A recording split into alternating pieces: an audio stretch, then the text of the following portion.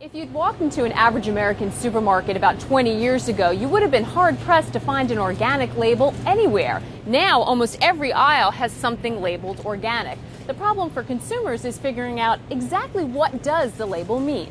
We caught up with New York University nutrition professor Marion Nessel to help us out. So Marion, when we're in the store and we're shopping, here's a good example. When somebody's buying something that says organic like this, what should a consumer expect to be getting? Well, first the consumer needs to look for this, which is the USDA organic seal, which means that the production of these particular eggs has been overseen by the Department of Agriculture, by a certifying agency. It means that the chickens were fed organic feed, that the feed was not genetically modified, that they were allowed access to the outdoors, that they weren't treated with hormones or antibiotics. When you see this certification, that means that something is 100%, when you're talking about eggs, 100% organic. This is 100, or actually it's 95% organic because there's a little slack. But basically it's 100% organic, and to the extent that these rules can be followed, they have been followed. Right. There's something else over in meats that I saw when I'm looking that confuses me, so let's go check that out. So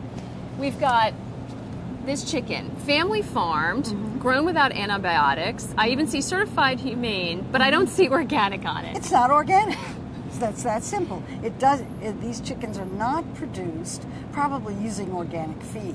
Right. And so they don't meet the Department of Agriculture's rules for certifying organic. So consumers have to be very careful. Things like natural, family farm don't necessarily mean organic. Absolutely do not necessarily mean organic. This is a step in the right direction, but it doesn't go all the way. Right. The next question is price. And I want to come check out the bread. Everything is exactly the same except one's organic and one has the seal and one's not. And when I look at the price, there's about a 60-cent difference in price. So I think to myself, should I pay the extra money? What am I really paying for? Why are you paying more for organic? Well, what you're getting here is you're getting grain that was grown without artificial pesticides, and there's just more effort involved, labor that goes into it, and that's what you're paying for. Right. If someone can't afford to buy all organic, what should they be concentrating on first? Where should they start? I always say start with the berries because they're the fruits that get the most pesticides, and they're the ones most likely to be pesticides. So we have